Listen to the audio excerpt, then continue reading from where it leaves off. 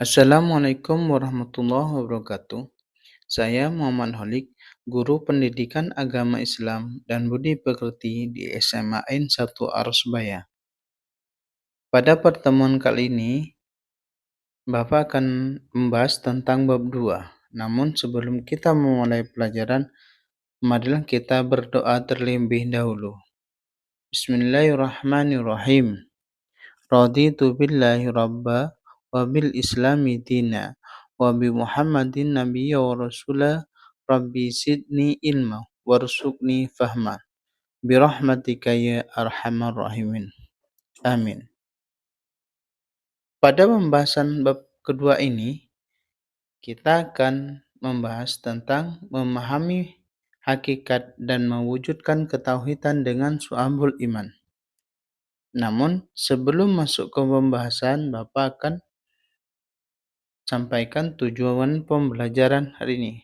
Yang pertama, peserta didik diharapkan dapat menjelaskan makna su'ambul iman, pengertian, dalil, macam-macam dan manfaatnya.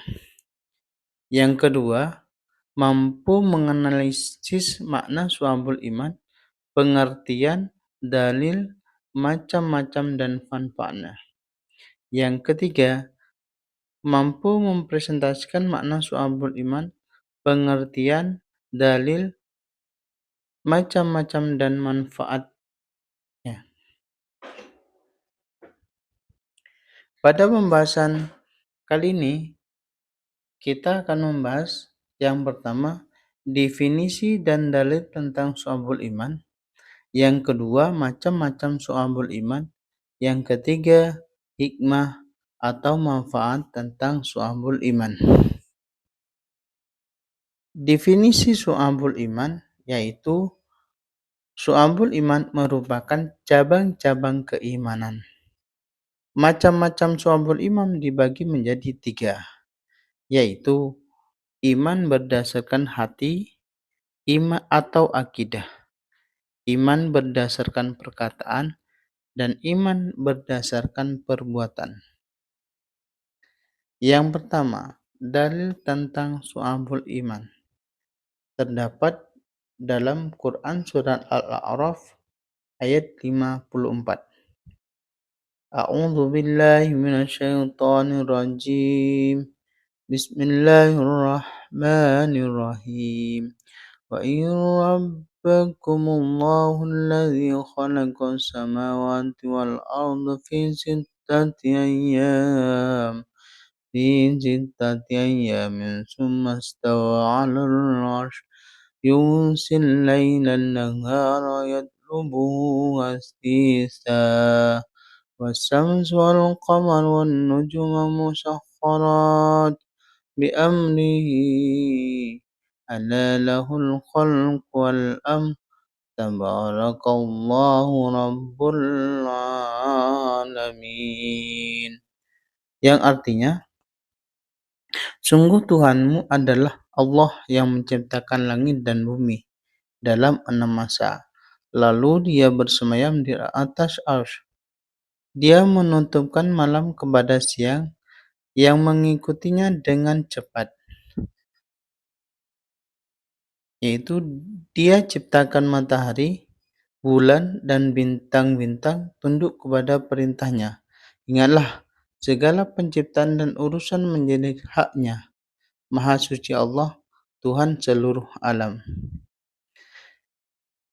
Yang kedua, dalil su'ambul iman diriwayatkan dari Muslim an Abi Hurairah radhiyallahu anhu qala Rasulullah sallallahu alaihi wasallam al-imanu bid'u wa sab'una aw bid'u wa sittuna sub'atan fasdaluha qawlu la ilaha illallah وزناها إماطة الأذى عن الطريق والحياء شعبة من الإيمان.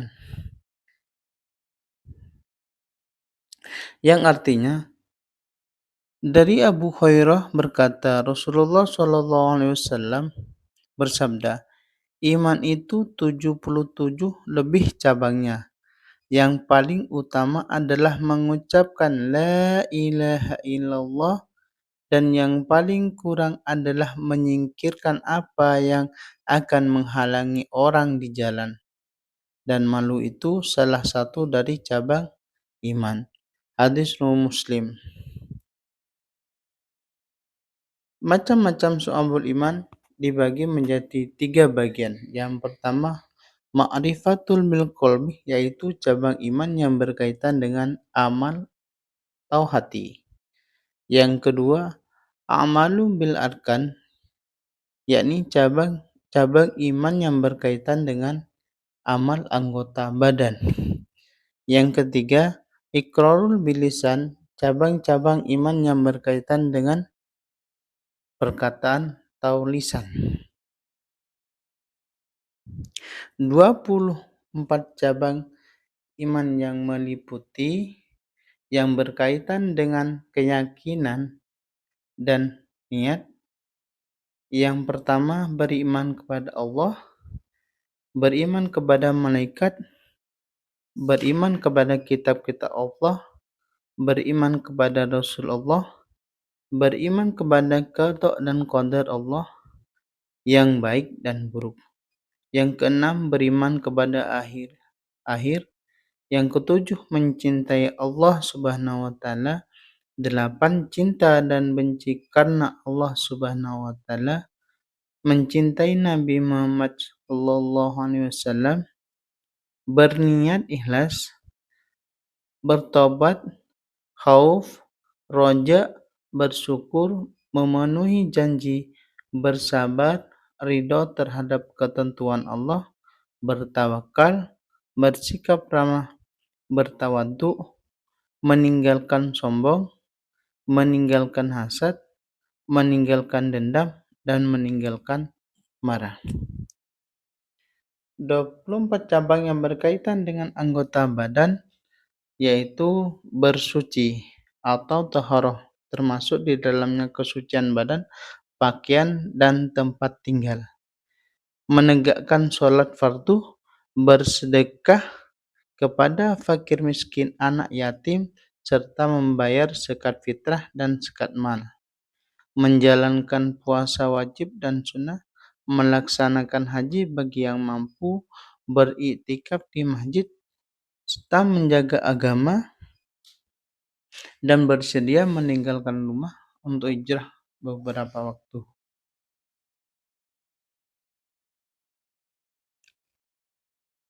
Selanjutnya, cabang iman yang berkaitan dengan lisan. Yang pertama, melafadzkan kalimat tauhid, artinya kata-katanya selalu berkata bagus. Yang kedua, menjauhi perkataan yang sia-sia. Yang ketiga, berzikir. Yang keempat, membaca Al-Quran. Kelima, mempelajari suatu ilmu, berdoa, dan mengajarkan ilmu yang didapat kepada orang lain.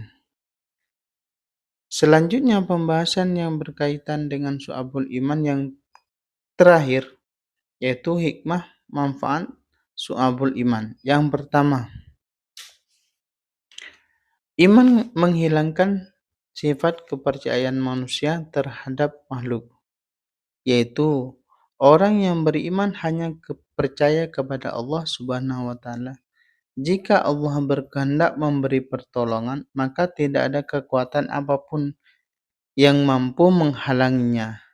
Dan sebaliknya, jika Allah berkehendak menimpakan bencana, maka tidak akan ada kekuatan apapun yang mampu menghalanginya atau menahan bencana tersebut.